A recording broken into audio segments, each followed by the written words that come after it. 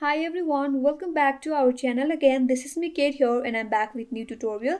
And on today's video, I'm gonna show you how to buy a Shein gift card. So without any further ado, let's get started.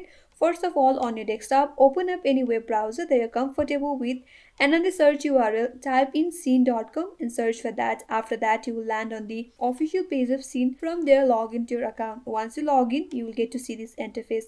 Now, first of all, on the search bar that you will see at the top of this interface, search for gift card.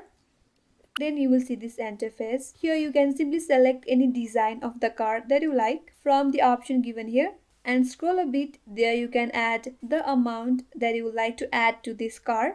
Select the amount, and under that you have to type in the email address to whom you want to send this gift card to. If you want to send it to yourself, simply type in your email address or type in the one that I want to send to this card. Now under that you have to type in your name, and again under that you can simply add a message as well. After that you have to check on this box that is terms and conditions. After that click on checkout now and I can confirm your email address.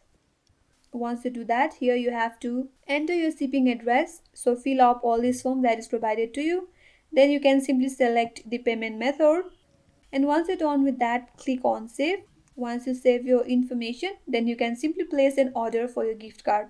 And once you place an order, you will get a code provided to your Gmail address, and then you will get a digital version of Shein gift card, and by using that code you can simply purchase any product on Shein.